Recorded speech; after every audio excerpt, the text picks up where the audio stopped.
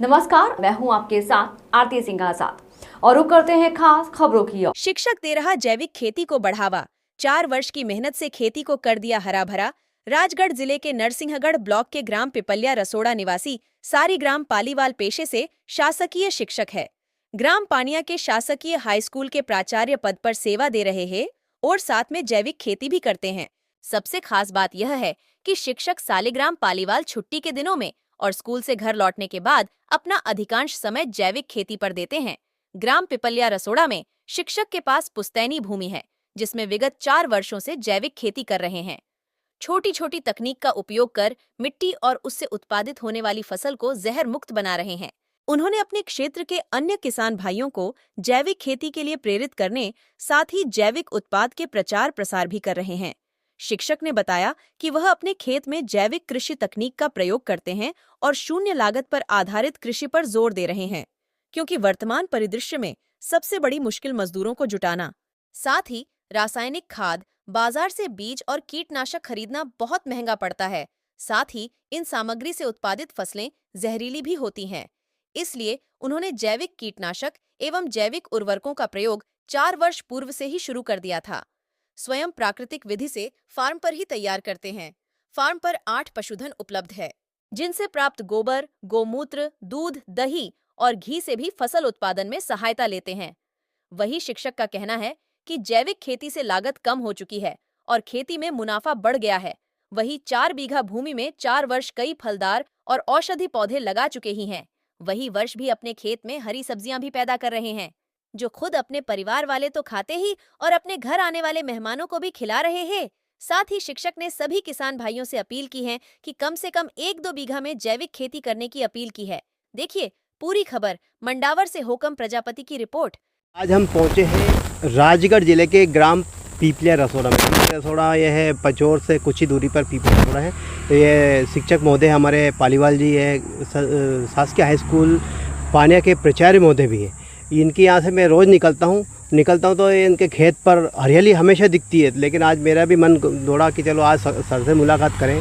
और ये हरियाली जैसे घना जंगल दिख रहा है पीछे, तो इसके विषय पे आज चर्चा करते हैं। हम इनसे जानेंगे ये हरियाली का क्या राज है इनका, और ये हरियाली पर इतना प्रेम क्यों करते हैं। सर आपका परिचय दीजिए पहले तो। मैं सालीग्राम पालीवाल रहने वाला पिपलिया रसोड़ा का हूँ और शासकीय हाई स्कूल पाने में प्राचार्य के पद पर वर्तमान में कार्यरत हूँ।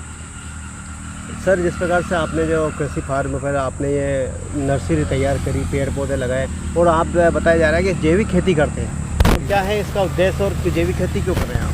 सर मेरी सोच शुरू से ये है कि मैं चाहता हूँ कि लोग प्रथम कैंसर और दूसरी बीमारियों से मुक्त रहे। आज बाज़ार में तमाम प्रकार के केमिकल युक्त फल और सब्जियाँ मिलती है, और मैं ये चाहता हूँ कि अपने खेत में कम से कम अपने लिए, अपने वालों के लिए हरी सब्जी या फिर कुछ फल वगैरह, जो भी मैंने कम से कम 33 तरह के फल लगा रखे हैं। सर को मैंने बताया कि मेरे यहाँ सेब फल और आड़ू, जो कि हिमाचल प्रदेश या फिर उत्तराखंड वगैरह में होते हैं विशेष रूप से, उसमें फल भी बताया सर को मैंने कि ये ऐसे फल लगे हुए हैं। सर जैसे आपने कृषि फार्म में कितने प्रकार के पौधे लगाए हैं? सर मैंने कम से कम 35 तरह के फलदार पौधे, कोई 10 पौधे, कोई 20 पौधे, कोई 5-10, मैंने कम से कम 5-7 तरह के, सब तरह के पौधे हैं। कम से कम 35 तरह के फलदार पौधे हैं। सर सब्जियाँ भी लगा रखी? हाँ, कुछ सब्जियाँ भी घर के लिए जो भी अपने यहाँ आते हैं उन्हें भी अपन पहुँचाते हैं उनके यहाँ के। यार सौभाग्य से अगर कोई व्यक्ति अपने आता है तो मैं ये चाहता हूँ कि ये फल लगाए। इसके पीछे मुख्य उद्देश्य ये कोई भी खाली हाथ नहीं जाए, कुछ ना कुछ अपने यहाँ से खा पी के जाए। तो इसमें पूरी तरह से जैविक दवाई वगैरह ये छिड़काव? सर इसमें टोटल केमिकल फ्री है ये। अच्छा। और मेरे पास जैविक खाद भी है, केचुए का खाद। ये आप खुद तैयार करते हैं? खुद मैं तैयार करता हूँ। लगे हुए हैं, और अभी भीषण गर्मी के कारण केचुए मर गए, तो वापस अब थोड़ी सी, हाँ, जैसे ही बरसात होगी उसके पहले केचुए लाके डाल के वापस थोड़ा बड़े स्तर पे करने का विचार हो रहा है। अच्छा सर, गोपालन भी कर रहे हैं आप? हाँ, मेरे पास गिर और साहिवाल और क्रॉस गायें हैं, और विशेष रूप से 8 बछियाँ हैं। और बछड़ों की भी ये स्थिति है, जैसे गौशाला में जैसे किसी गाय को बुलाते सारी गाय दौड़ के आती है, इसी तरह से अगर हम कितनी दूर वो गाय हो और हम अगर आवाज़ दे दें तो तुरंत दौड़ के आ जाती है। बहुत अच्छा लगता है। सर कितने बीघा में आपने ये हरियाली तैयार कर रखी, पेड़ पौधे? ये पेड़ पौधे तो सर 1-1.5 बीघे में तो मैंने बांस लगा रखे हैं। बांस के बाद 1-8 बीघे में ये लगे हुए हैं। और अब आगे की योजना मेरी ये है कि इस साल कम से कम 7-8 बीघे में नींबू और जामफल और सीताफल वगैरह दूसरे जो भी प्रकार के पौधे हैं वो लगाने का मेरा उद्देश्य है। कितने साल हो गए सर इसको तैयार करने में? ये शुरुआत मैंने लगभग 4 साल पहले की थी। अच्छा, 4 साल की हरियाली पूरी? हाँ, ये 4 साल में जितने भी पौधे हैं छोटे बड़े सब करके हर साल में कम से कम 50-50 हज़ार के पौधे मंगवाता हूँ बाहर से, कलकत्ता से, कहीं कहाँ, जहाँ से मुझे अच्छा लगता है। एक बार तो ये सेमफल और आड़ू के जो पौधे लेके आए सर, मैं हरिद्वार गया था, हम दोनों मिसेज दोनों गए थे हरिद्वार, और विकट परिस्थिति में भयंकर भीड़ में लेके आए पौधे। मैंने ये ऐसी स्थिति रही, हम दोनों पति पत्नी में झगड़ा हो गया, बड़ी मुश्किल से लेके आए, इतनी भीड़ और वजन रहता उनमें नीचे, पर वो शौक के कारण। और आज जब उनमें फल लगे तो बहुत अच्छा लगता है।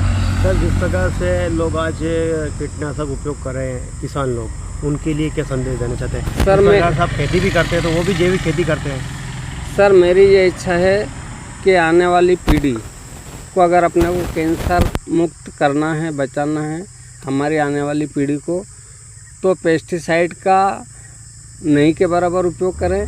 और सबसे ज़्यादा कम से कम मेरी तो इच्छा ये है कि अगर आपके पास 50 बीघे ज़मीन है तो 10 बीघे ज़मीन को जैविक तैयार करके और अपने परिवार के लिए, अपने रिश्तेदार के लिए या अपने मिलने वाले के लिए कम से कम जैविक खाद्य सामग्री प्रदान करें। ये मेरी इच्छा है, ताकि बीमारी से बचा सके। हाँ, जिससे बीमारी से बचा जा सके। और एक और मेरी ये इच्छा है कि प्रकृति से ये अपन ले रहे हैं, मेरी इच्छा है कि अपन कुछ देना भी तो सीखें। तो इसी के पीछे मेरी भी मंशा ये है कि रिटायरमेंट के बाद मैं ये चाहता हूँ कि सबसे ज़्यादा प्रकृति की हरियाली के लिए, खेतों की हरियाली के लिए काम करने का उद्देश्य है मेरा।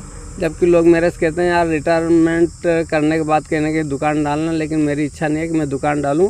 मेरी तो ये इच्छा है केवल मानव सेवा के लिए और गौ माता की सेवा के लिए, और जो बाकी ये जीवन बचा है ये समाज सेवा के लिए समर्पित करने का उद्देश्य मेरा है। तो ये थे शिक्षक पालीवाल जी, जिन्होंने जैविक खेती के विषय में आपको कई विषय पे चर्चा की, कई जानकारी आपको भी दिखाई। आप भी इसका उपयोग करें ताकि अपने परिवार का भरण पोषण भी हो सके, उससे कई गंभीर बीमारियों से भी बचा सके। तो कम से कम एक पेड़ अवश्य लगाएं। और अब इस साल के लिए मेरी इच्छा है पूरी ज़मीन में गेहूं की 6 किस्में लगानी है। अभी मैंने बंसी गेहूं 1 क्विंटल मंगवाए। और रेट क्या है सर ये? सर बंसी गेहूं 12,000 रुपये क्विंटल का है, और खपली गेहूं 15,000 रुपये क्विंटल का है, और सरबती 306 7,000 रुपये। सर एवरेज तो 8-10 क्विंटल बीघे का रहेगा। अच्छा, कम ही रहता है? हाँ, कम ही रहता है इसका, पर सबसे सुपर क्वालिटी है खपली और बंसी गेहूं, और सरबती 306 शानदार वैरायटी है। तो किसान भाइयों, आपके लिए अच्छी खबर है, आप भी इस वीडियो को अधिक से अधिक शेयर करें ताकि जो किसान जैविक खेती करना चाहते हैं उनको इसका लाभ मिल सके।